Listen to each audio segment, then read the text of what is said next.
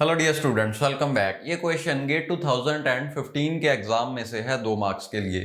आपको एक programme given है, आपने बताना है कि इस प्रोग्राम में प्रिंट स्टेटमेंट कितनी बारी एग्जीक्यूट होगी। So let us start this question. आप देख सकते हो कि यहाँ पे हम 3 वेरिएबल्स डिक्लेयर कर रहे हैं, आई, जे और के, जो कि इंटीजर टाइप के हैं। So this is I, this is J and this is के को हमने इनिशियल वैल्यू 0 भी असाइन कर दी है। नेक्स्ट लाइन में आप देख सकते हो हम J को ये वैल्यू असाइन करना चाहते हैं। अब ये एक काफी कॉम्प्लेक्स एक्सप्रेशन है। इसे सॉल्व करने के लिए आपको प्रेसिडेंस और एसोसिएटिविटी के बारे में पता होना चाहिए। देखो, सबसे पहले आपको ये पता होना चाहिए कि मल्टीप्लाई और डिवाइड इन दोनों की प्रेसिडेंस सेम है, यानी कि मल्टीप्लाई और डिवाइड ये एक ही रो में आते हैं। अगर आप प्रेसिडेंस टेबल देखो तो मल्टीप्लाई और डिवाइड सेम रो में है, प्लस और माइनस सेम रो में है, और मल्टीप्लाई एंड डिवाइड ये प्लस और माइनस से ऊपर है, यानी कि इन दोनों की प्रेसिडेंस ज्यादा है और इन दोनों की प्रेसिडेंस कम है। अब ये दोनों सेम रो में है, यानी कि इनकी प्रेसिडेंस इक्वल है।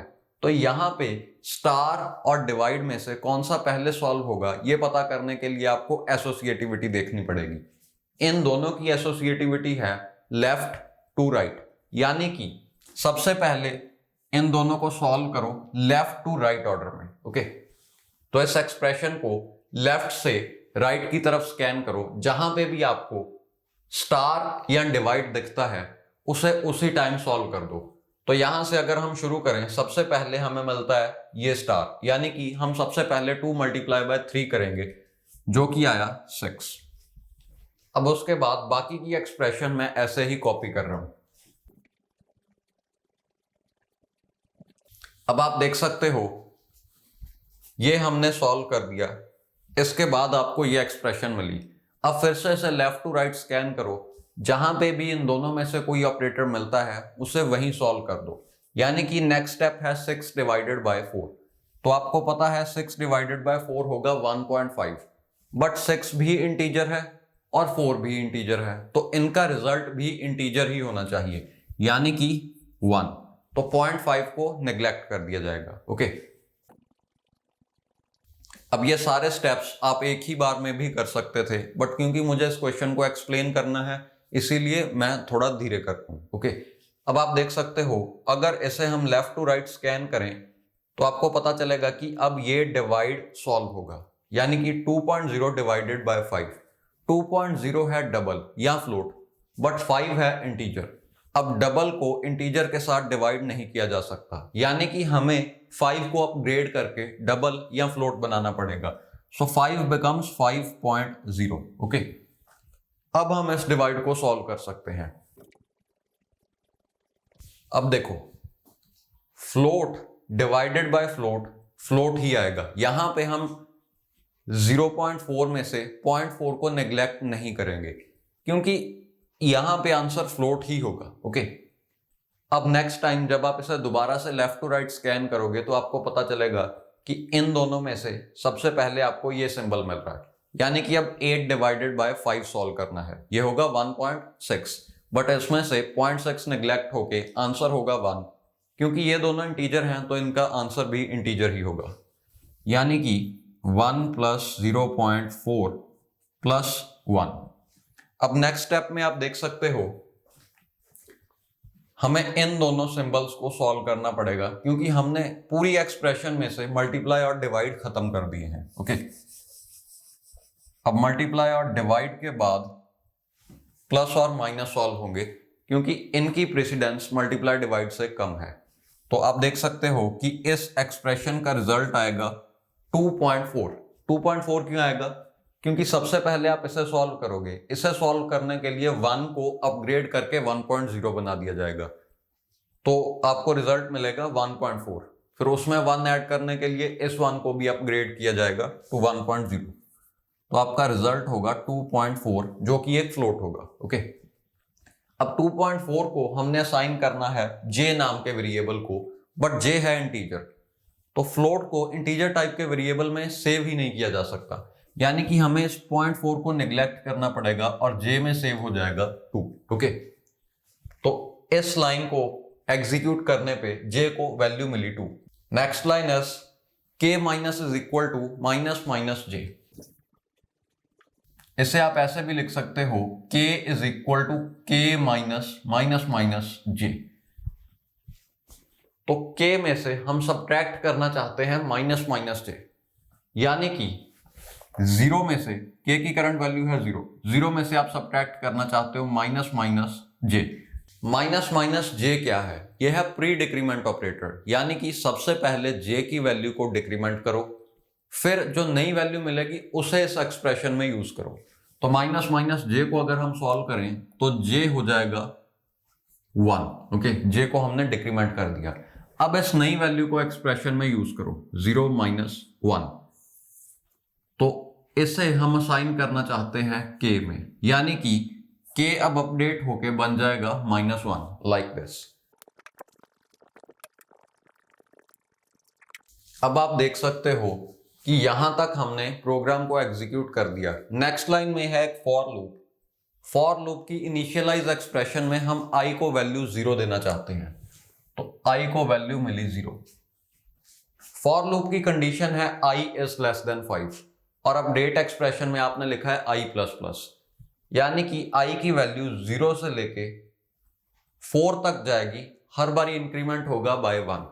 तो इसे हम टेबुलर मेथड से सॉल्व करेंगे। Let me draw that table.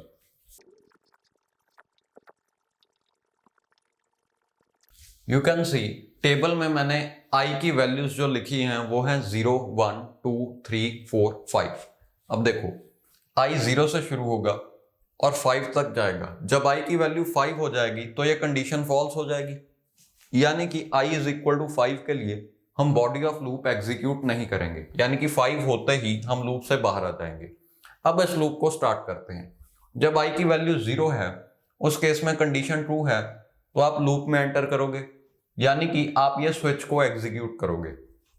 Switch में आपने लिखा है i प्लस j, तो 0 के लिए i प्लस j की वैल्यू होगी -1, क्योंकि k की वैल्यू तो लूप की हर आइट्रेशन के लिए -1 ही रहेगी, तो 0 -1 इज -1।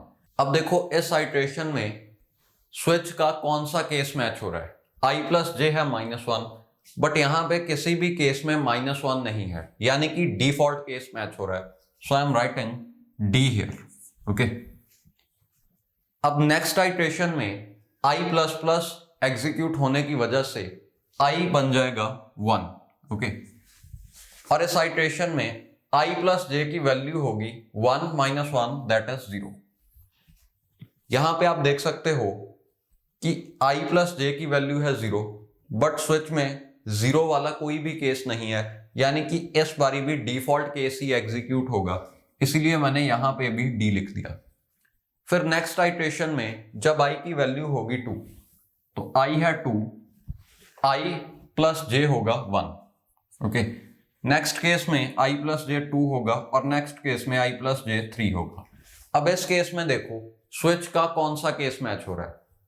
केस 1 हमें यहां पे मिल रहा है, तो ये केस मैच हो रहा है, इसीलिए मैं यहां पे केस 1 लिख रहा हूं। यहां पे आप देखो केस 2 मैच होगा, क्योंकि i प्लस j की वैल्यू 2 है और केस 2 स्विच में है। ओके, सो मैं यहां पे लिख रहा हूं केस 2 और यहां पे केस 3 मैच हो रहा है। ओके, अब आप देखो प्रिंट स्टेटमेंट कितनी बार एग्जीक्यूट होगी? जब i की वैल्यू 0 थी तो डिफॉल्ट केस एग्जीक्यूट होगा, यानी कि ये वाला। जब भी कोई केस मैच हो रहा है आप उसमें प्रेजेंट स्टेटमेंट को एग्जीक्यूट करोगे और नेक्स्ट सभी केसेस की स्टेटमेंट्स को एग्जीक्यूट करते रहोगे जब तक आपको कोई ब्रेक स्टेटमेंट नहीं मिलती या ये एंडिंग ब्रैकेट नहीं मिलती। ओके, अब डिफॉल्ट केस मैच हुआ तो आप डिफॉल्ट वाली स्टेटमेंट को एग्जीक्यूट करोगे, यानी कि इस प्रिंट को, और इससे अगले सभी केसेस की स्टेटमेंट्स को भी एग्जीक्यूट करोगे। बट ये लास्ट केस है। ओके, तो इसके बाद आपको ये ब्रैकेट मिल गई, यानी कि यू कैन स्टॉप हियर। तो यहां पे प्रिंट एक बार ही एग्जीक्यूट हुआ, once. Okay, print is executed once. अगले केस में भी हमने डिफॉल्ट केस ही एग्जीक्यूट किया, तो उसमें भी सिर्फ एक ही बारी प्रिंट होगा। बट जब i की वैल्यू 2 थी तो हमने केस 1 एग्जीक्यूट करना है, यानी कि ये वाला केस। ओके, अब आप देख सकते हो कि इस केस की स्टेटमेंट को एग्जीक्यूट करेंगे और नेक्स्ट सभी केसेस की स्टेटमेंट्स एग्जीक्यूट होंगी जब तक ब्रेक स्टेटमेंट नहीं मिलती या ये एंडिंग वाली ब्रैकेट नहीं मिलती, यानी कि ये और ये चारों केसेस एग्जीक्यूट होंगे। ओके, तो प्रिंट कितनी बार एग्जीक्यूट होगा? 1 2 3, 3 बारी।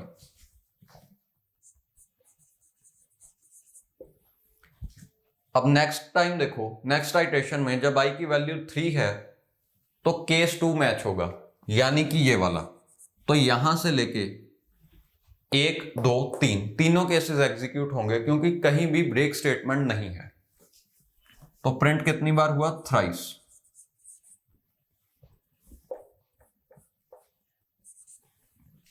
और जब i की वैल्यू 4 है तब ये केस मैच हो रहा है, केस 3।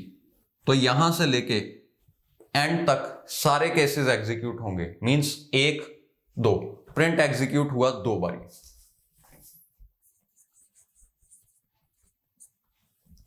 अब देखो, आपसे पूछा गया था कि प्रिंट कितनी बारी एग्जीक्यूट हो रहा है इन टोटल। तो एक बार यहां पे, एक बार यहां पे, टोटल हुआ 2। फिर उसके बाद 3 बार यहां पे, यानी कि टोटल 5 बारी प्रिंट एग्जीक्यूट हो गया यहां तक। फिर 3 बारी और हुआ, यानी कि अब 8 बारी प्रिंट एग्जीक्यूट हो चुका है। फिर 2 बारी और हुआ, यानी कि 10 बारी प्रिंट एग्जीक्यूट हो चुका। तो इस क्वेश्चन का आंसर है 10। In total print statement is executed 10 times. अब इस प्रोग्राम की आउटपुट भी ढूंढ लेते हैं। इवन दो क्वेश्चन में आउटपुट नहीं पूछी, क्वेश्चन में सिर्फ यही पूछा था, फिर भी हम आउटपुट ढूंढ लेते हैं। तो i प्लस जे एक बारी प्रिंट हो रहा है, यानी कि -1 एक बारी प्रिंट हुआ। फिर सेकेंड आइट्रेशन में i प्लस जे एक बारी प्रिंट हो रहा है, यानी कि 0 प्रिंट हो जाएगा। फिर थर्ड आइट्रेशन में i प्लस जे 3 बारी प्रिंट हो रहा है, यानी कि 1 1 1। फिर 2 3 बारी प्रिंट हो रहा है, यानी कि 2 2 2। Then 3 is printed twice. That means 3 3. So this is the output. -1 0 1 1 1 2 2 2 3 3. Okay.